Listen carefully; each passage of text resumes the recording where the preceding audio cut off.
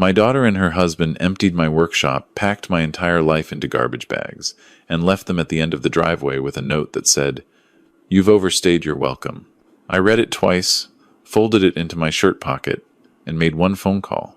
48 hours later, they were calling everyone I'd ever known, leaving frantic messages at every number they had for me. They thought they'd gotten rid of an old man who had nowhere else to go. They forgot who built the ground they were standing on.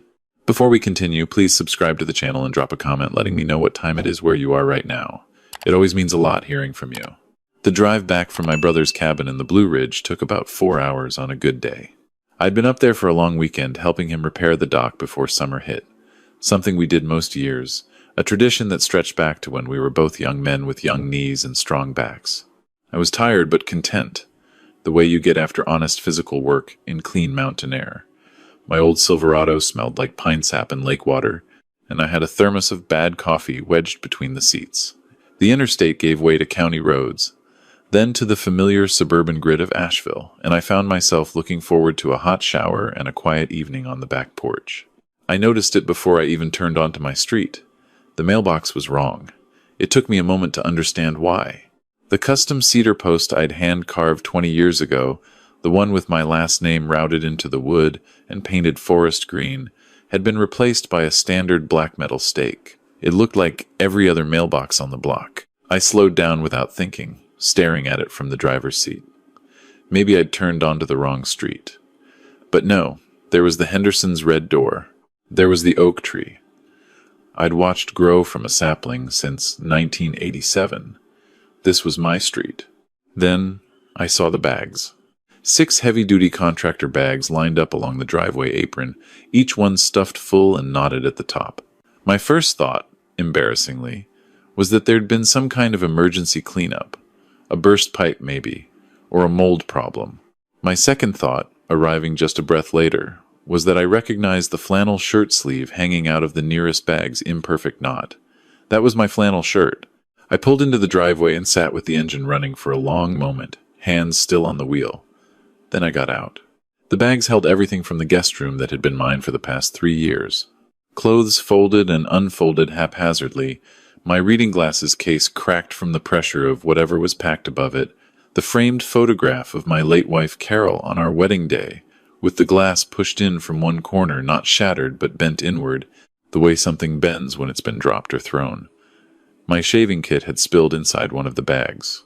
I could smell the cedar soap Carol had bought me every Christmas for 31 years until she couldn't anymore.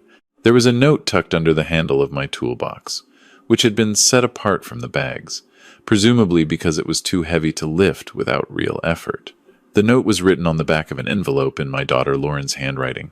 It said, "We love you, but this isn't working anymore. You've overstayed your welcome. We need our space.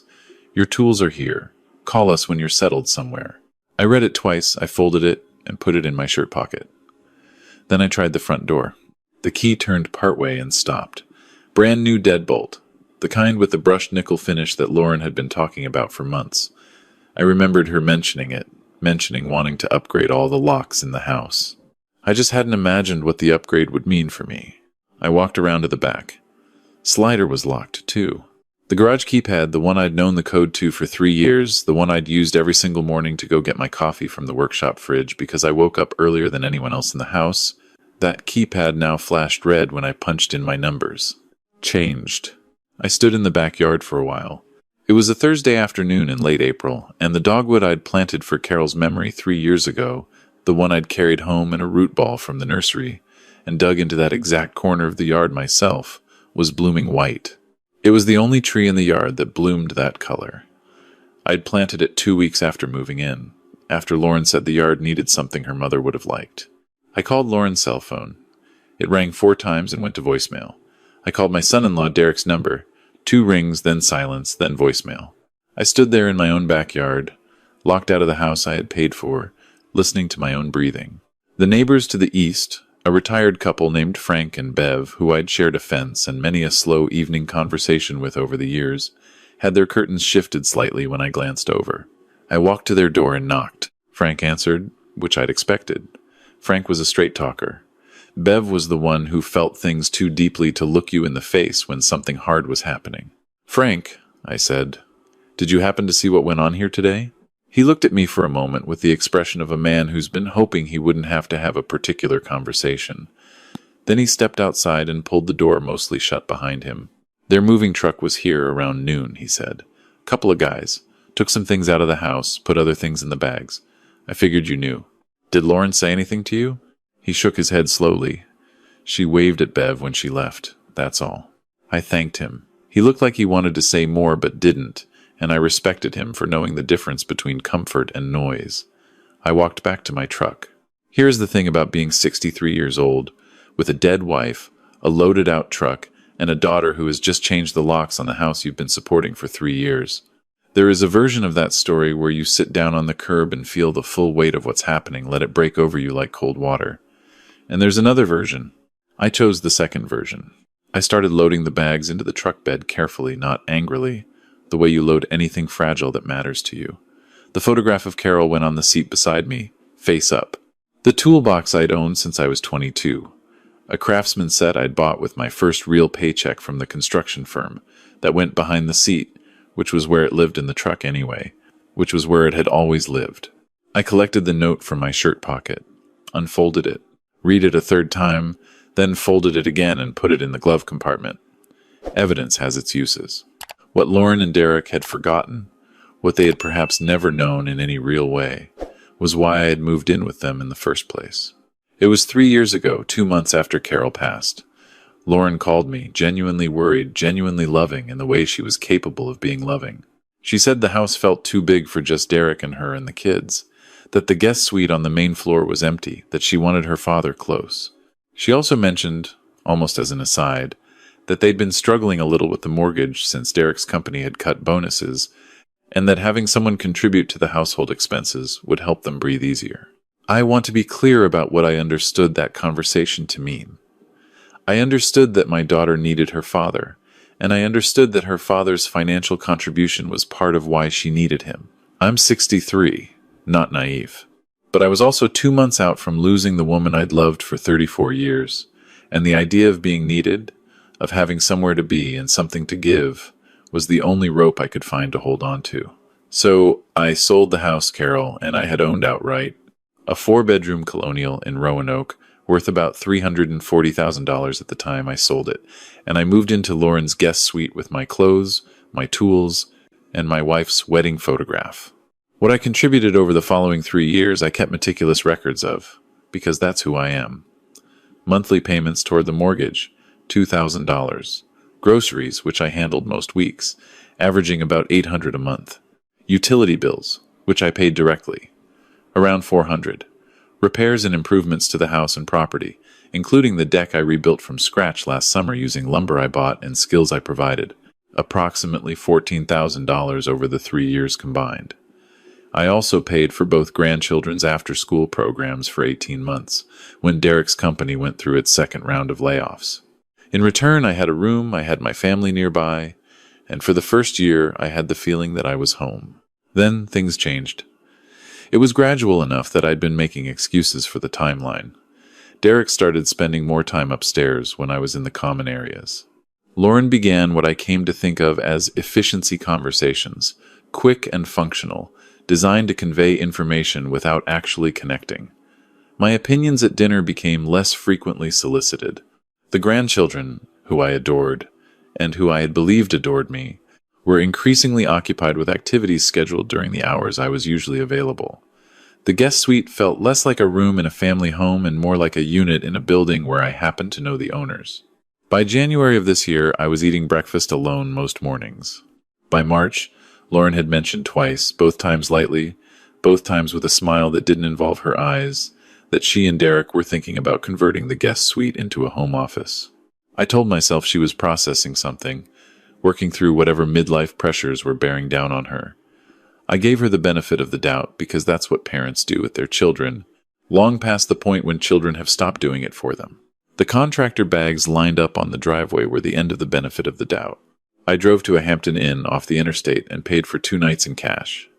The room was clean and anonymous, with a laminated breakfast menu on the desk and a view of the parking lot. I brought Carol's photograph and my important documents folder inside, locked the door, sat on the edge of the bed, and did something I hadn't done since the day of Carol's funeral. I cried. Not for long, but enough to acknowledge what had actually happened and what it meant. Then I opened my document folder and started reading. I had always kept the originals of everything. Every financial record that bore my name, every agreement I'd ever signed, every bank statement going back 15 years. Carol had teased me about it for decades, calling me her human filing cabinet. I had the mortgage documents from Lauren and Derek's loan. I had the refinancing agreement from 2 years ago, the one they'd needed a co-signer for when the bank questioned their debt-to-income ratio. I had 3 years of canceled checks. But more than any of that, I had the promissory agreement.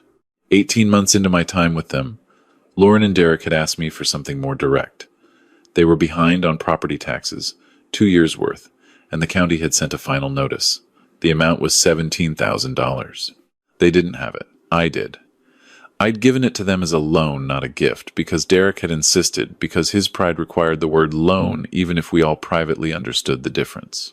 We had drawn up a simple promissory note, witnessed by Frank next door, for the full $17,000, repayable over 5 years at modest interest.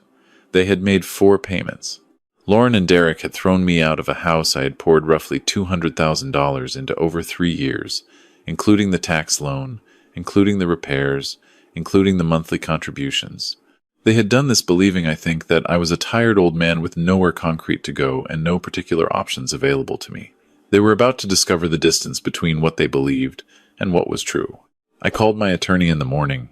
His name is Paul Whitfield, and I've known him since we both coached Little League in the same suburban park 25 years ago. He's semi-retired now, but he picks up for me. I explained the situation in a few sentences. "Come in at 9, he said. "Bring everything." His office had the comfortable clutter of a man who had been practicing long enough to stop caring about impressions. He reviewed my documents across a broad oak desk, reading slowly and carefully, occasionally making a small sound that communicated nothing but attention. When he finished, he set the stack down and folded his hands. "The promissory note is enforceable," he said. $17,000 plus the accrued interest they haven't paid.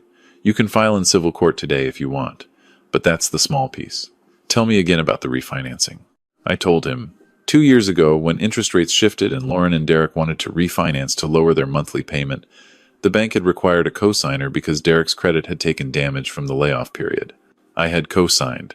I had signed as a co-borrower on a property I did not legally own any portion of, because Lauren had asked me to, because it would help the family, because I had still been operating under the assumption that family meant something reciprocal. Paul looked at me over his reading glasses. "As a co-borrower, you have certain rights with respect to the property," he said carefully. "Not ownership rights. The title is in their names. But a co-borrower's financial exposure creates standing. You can compel a conversation they will not enjoy having." I asked him what that meant practically. "It means," he said, "that if you notify the lender of your intent to withdraw your support as co-borrower and request to be removed from the loan, the bank will require Lauren and Derek to refinance without you. Given their current financial profile, that will be extremely difficult, possibly impossible. The bank will want to have a conversation with everyone on the loan. That conversation will include your documentation of contributions and the outstanding promissory note." He paused and looked at me. "They changed the locks on the house you've been financially supporting," he said, "and sent you away with your belongings in garbage bags. They did this without legal counsel, without any formal agreement, and without apparent awareness of the paper trail you've maintained. That is a significant oversight on their part." I thanked him, and we spent the next 2 hours being precise and thorough. I left with a clear picture of what my options were, which ones I intended to use, and in what order. The first call I made from the parking lot was to the mortgage servicer. I explained that I was a co-borrower on a loan, gave them the account number for my documents, and informed them that I was experiencing a dispute with the primary borrowers and wished to discuss my options regarding my co-borrower status. The representative transferred me to a specialist, who asked careful questions and told me I would be receiving documentation within 5 to 7 business days, and that the primary borrowers would be notified of my inquiry, as per standard procedure. They would receive that notification within the week. The second call was to a financial advisor I'd been working with for the past decade. I asked him to review the liquidation of a portion of my investment portfolio, something I'd been considering anyway, and to identify the most efficient structure for the proceeds. This was not spite, this was planning. When you are 63 and your child has just reminded you that security can be revoked without notice, you organize. I did not call Lauren or Derek. I did not respond to the text Lauren sent that Friday morning, which read, "Dad, I hope you found somewhere comfortable. We can talk when you're ready." I did not respond because I was not ready, and because I was no longer certain that ready meant what Lauren thought it meant. I drove to Asheville's farmer's market and spent 2 hours walking around. I bought peaches, which were early and slightly tart and perfect, and coffee from a woman who roasted her own beans, and I sat on a bench in the April sunlight and thought about Carol. She would have hated this, not because she couldn't handle conflict, but because she had loved Lauren in the way that mothers love daughters, completely and with a kind of deliberate blindness toward certain things. She would have grieved it. I was grieving it too, in my way, in the way that involves sitting in the sun eating slightly tart peaches and deciding what comes next. What came next was this. I extended my hotel stay to 1 week. I rented a small furnished apartment on a month-to-month basis on the east side of town, the kind of place designed for people in transition, people who have somewhere to go but haven't gotten there yet. I was comfortable. I was, in some way I hadn't expected, freer than I had been in 2 years. I turned my phone to silent on day 3. Not off, not unreachable, just silent. I checked it twice a day, morning and evening, the way you check the weather. On day 4, there were 11 missed calls. On day 5, 23. By the end of day 6, when the mortgage servicer notification had presumably arrived at their house, there were 41. The voicemails told a story in 3 acts. The first act was controlled, almost performative. Lauren's voice, measured and careful. "Dad, the bank called us about some kind of inquiry. Can you call me back so we can clear this up?" Derek, professional. "Hey, this is probably a misunderstanding. Call us." Second act, less controlled. Lauren, "Dad, we're trying to understand what's happening. The bank is saying there might be an issue with the loan. This is serious, and we need to talk." Derek, the measured tone beginning to fray. "I don't know what Paul Whitfield told you, but we should talk before anyone does anything they can't undo." Third act, honest. Lauren, her voice stripped of its management. "Dad, please. I don't know where you're staying, and it's been a week. We made a mistake. I made a mistake. The way we handled things was wrong, and I know that. Please just call me." I listened to all of them on day 7, sitting on the small balcony of my temporary apartment with a cup of real coffee. The dogwood across the street from the complex was blooming, a different tree, a different yard, but the same white flowers. I thought about the tree I'd planted for Carol in Lauren's backyard. I thought about the fact that I had planted it, and what that meant about who that yard had really belonged to. I called Paul. I told him to proceed with the formal co-borrower dispute notification. I called the financial advisor and confirmed the portfolio review. I looked up furnished rentals in Brevard, which was 40 minutes west of Asheville and far enough away to feel like a different chapter. I had grown up in western North Carolina, and after 30 years in Virginia with Carol, the mountains had been calling me back in a way I'd been too anchored to answer. Lauren and Derek drove to my apartment on day 8. I don't know how they found it. Frank, probably, or someone who had seen my truck. They knocked on my door at 7 in the evening, and I opened it because I had decided I was ready. Lauren looked like someone who had not been sleeping. Derek stood slightly behind her, which I noted, and which I thought said something true about the nature of the decisions that had been made. "Dad," Lauren said, "please let us come in." I stepped back from the doorway. They sat on the small sofa. I sat across from them in the armchair with a cup of coffee I did not offer to share, not from cruelty, but because I was conserving my own comfort and I'd decided that was allowed. Lauren talked for a long time. She talked about the pressures of the past year, Derek's work situation, her own anxiety, the way the house had started to feel crowded in ways she hadn't known how to talk about. She talked about making a decision quickly, emotionally, without thinking through what it actually meant or what it would cost.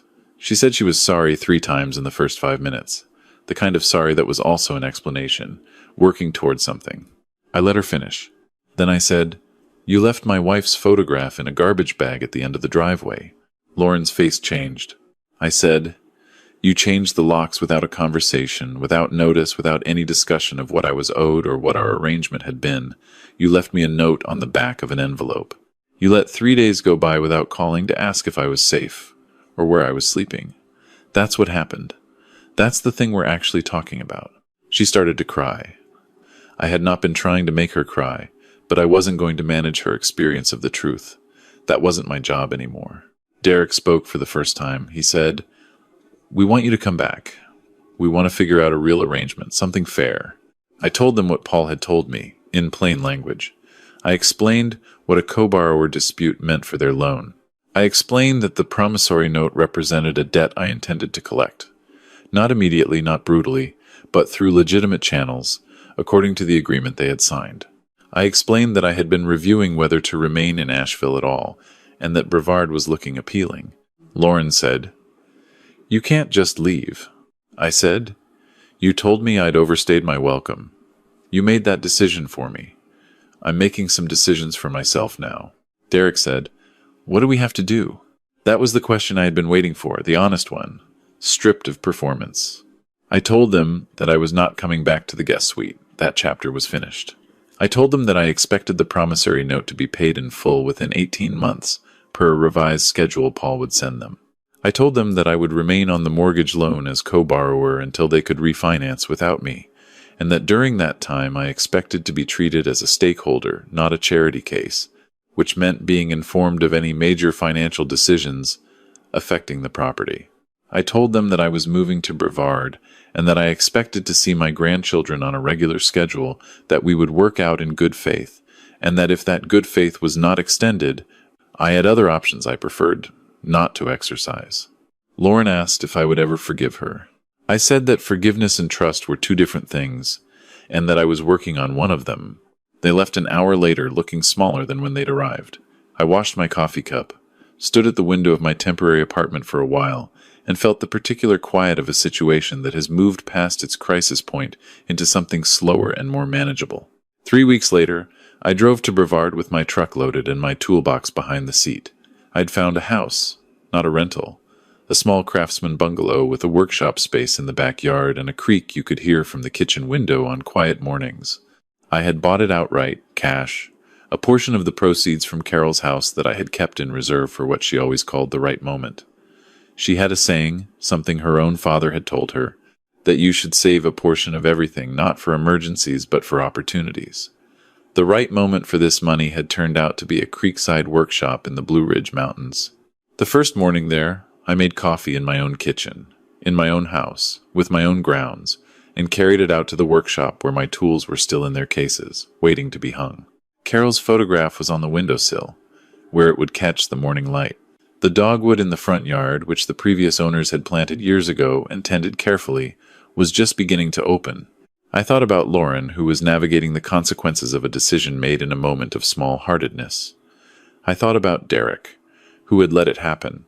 I thought about my grandchildren, who I would see in 3 weeks, when Lauren drove them up for a weekend, an arrangement she had agreed to without negotiation, which I understood to be its own form of apology. I thought about Carol, who had loved this part of the state, who had talked about retiring here, who had never gotten the chance to be old enough to choose her own geography. I was choosing it for both of us. There's a specific kind of peace that comes not from the absence of difficulty, but from the knowledge that you handled it on your own terms. I had not been cruel. I had not retaliated out of pain or punished anyone in excess of what the situation warranted. I had simply stopped making myself small to fit inside a space designed to use me up and discard me. I had remembered, at 63, that I was not a tenant in my own life. I hung the first tool on its hook, a level that had been with me since I built my first deck at 38, and I stood back and looked at the row of empty hooks waiting for the rest, and I thought, this is going to be a good place to grow old. I was right. If this story moved you, please take a moment to like the video and subscribe to Pure Revenge Stories. Share your thoughts in the comments below. I read every single one. And when you're ready for the next story, click the box on the left. Thank you for being here.